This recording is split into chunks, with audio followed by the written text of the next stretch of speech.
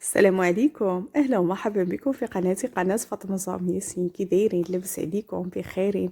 هانيين؟ نتمنى تكونوا كاملين بخير وعلى خير وبصحة جيدة ان شاء الله. غنشارك معكم كيكة بالحامض او بالليمون، كتجي رائعة، كتجي من اروع ما يكون، سهلة التحضير، ناجحة، لذيذة، كتجي معلكة مقرمشة من برا، كتجي من اروع ما يكون، بخطوات جد بسيطة وسهلة. واهم حاجة هي النتيجة ديالها مع السهل ديالها اللي كيخليها تجي هكا مفشفشه وكتجي طالعه مفشفشه ومن الداخل كتجي معلكه من اروع ما يكون. نتمنى يعجبكم الاقتراح ديالي اليوم، وما تنسونيش بلي لايك ديالكم والبارطاج ديالكم والتعليق ديالكم زوينه، ونبقاو مع طريقه التحضير السهله والبسيطه جدا. عندي هنا 4 البيضات، هرست 3 غنضيف الربعه حداكم.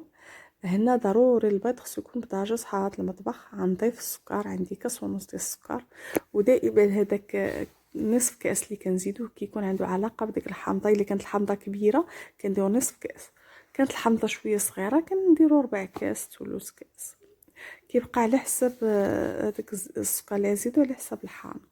كنخدم مزيان البيض والسكر، وبطبيعه الحال كنضيف واحد طيطيقه ديال الملحه حتى كيتضاعف الحجم ديال السكر والبيض وكيولي الشكل ديالو بياض. عاد كنضيف الكاس ديال الزيت. من بعد ما كنضيف الكاس ديال الزيت كنخدمو مزيان حتى هو كنحس بان الزيت انسجمت مزيان مع البيض والسكر، كيولي الشكل ديالهم على شكل كريمه. كنضيف ليهم الياغورت الفاني، وهنا ممكن ديروا ياغورت فاني، ديروا ياغورت الا كان الحامض، ياغورت طبيعي، كيبقى لكم الاختيار. كنمزج الكل جيدا، كنحاول ندخل الياغورت مزيان في الخليط حتى يمتزج مزيان، وكنحصل على خليط منسجم. كنحطو على جنب. كناخد الدقيق. هنا خديت، ما تصورليش هاد المشهد هذا ديال خديت هنا 2.5 كيسان ديال الدقيق، غربلتهم مزيان. بعد ما غربلتهم غنضيف هنا 2 أكياس ديال الخميره الكيماويه. انا كناخد الخميره هذيك كيلو ديال الخميره وكنخليه في الطاول، كنبقى نخدم به، كنعبر قيمه 2 أكياس ديال الخميره الكيماويه. هنا خديت ديك الحمضه حكيتها كامله، حكيتها. كيعجبني نحك انا الحامض اولا البرتقال في الدقيق باش ديك الزيوت ديالو كتجي في الطحين بحال كيشربها. وكنخلي ديما كنخلي قشور الحامض هما الاخرى، عاد كنضيفهم للخليط باش كيبقاو محافظين على الجهد ديالهم، على الرائحه القويه ديالهم. خديت هذيك الحامضه طحنتها، اسمحوا لي، عصاتها.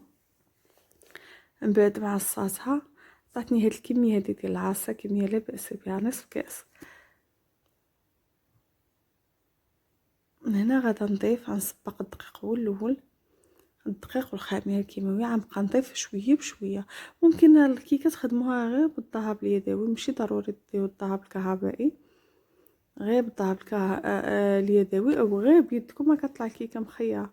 غير الدقيق هنا ضروري اننا كندفعوه، كنخدموه على دفعات، ما كنلحقوش نكبوا الدقيق كامل دفعه واحده.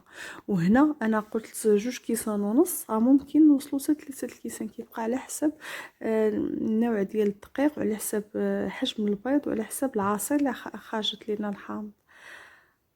كيبقى هذا هو ضروري اننا كنديروا 2 ونص، وكنبقاو وديما الدقيق كنضيفوه شويه بشويه. هنا غنخدم الدقيق حيت كيبقى دائما حتى على حسب النوعيه ديال الدقيق. من بعد ما كنخدم الدقيق مزيان هنايا غنضيف، دخلت الدقيق مزيان في الخليط، غنضيف عصير حامض، هذيك عصير ديال الليمونه. من بعد ما ضفتو هنا غنختبر الكثافه ديال الدقيق ديال الكيكه ديالنا.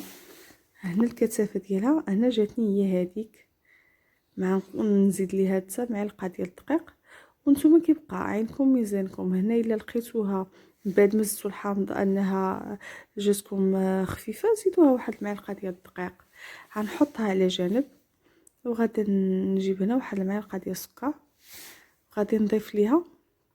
خديت حامضه اخرى وحكيت حكيت القشور ديالها، وغادي نضيفها لهداك السكر سنيده.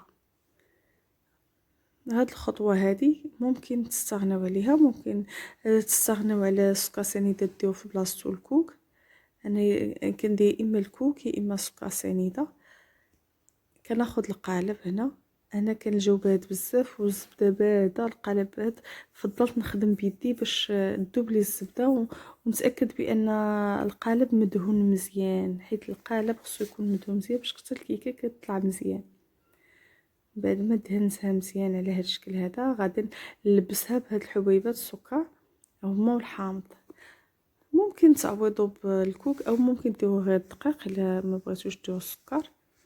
هاي هاد الطبقه هادي ديال السكر كتجي زوينه، كتعطي لوين زوين، كتعطي واحد القرمشه زوينه زوينه زوينه، واحد اللذه كتجي مختلفه، كتجي مختلفه على العادي، على ديك الدقيق. ديما الدقيق كنلبسوا القالب بالدقيق. كيف ما ممكن ديروا اللوز افيلي ولا ديروا اللي بغيتو. هنا كنتاكد بان القالب كله تلبس بالسكر سنيده، كله تلبس بديك حبيبات السكر وديك قشور الحامض، كتعطي واحد المذاق يا سلام. كتجي الكيكه رائعه، كتجي روعه روعه روعه. هي بسيطه ومقاديرها بساطين، ولكن هاد التغليفه اللي كنديوها هاد المول كيعطيها واحد المذاق زوين. من بعد ما كان نغلف القالب ديالنا بالسكر حبيبات، كنا نصب عليه الخليط ديال الكيك، كنصبوا عليه هذا الشكل هذا. انا كندخلها للفران كيكون بارد. غير هاد القالب عندي خفيف، كندير واحد لاطه ولا صينيه اولا مقله من تحت القالب وكنخليها في الفران. كندخلها الفران بارد، كنشعل عليها الفران، كنقاص النار على الاخر وكنخليها طيب على خاطرها. ما كنفتحش الفران بصفه نهائيه حتى كدوز واحد الساعه الا ربع كنفتحو. وانا ما كنشعلوش من الفوق، كيطيب من التحت ومن الفوق. وخا نمشي عليها غير تحتاني، ولكن كنعطيها الوقت. خدات لي ساعه وربع ديال الطياب. كنخليها طيب على هذا الشكل هذا. جات على هذا الشكل هذا، راني قلبتها وهي باقا سخونه، الباغ كيطلع منها، كتجي رائعه رائعه رائعه رائعه. الا تبعتوا الخطوات ناجحه من اول مره، كتجي من اروع ما يكون. كتجي لذيذه بزاف، كتجي خفيفه هشيشه مقطنه معلكه، كتجي رائعه رائعه. السيف ديك الحامض والياغورت كتجي من اروع ما يكون. نتمنى يكون عجبكم اقتراح ديالي اليوم سهل وبسيط. انا مزينتهاش، تعمدت ما نزينهاش، بغي احتفظ على ديك القرمشه ديال ديك السكر والحامض اللي درناه لها. كتجي رائعه. هذه حتى العشيه عاد قطعتها حتى حطيتها في الكوتي، كانت بادت مزيان، كتجي خفيفه خفيفه خفيفه رائعه.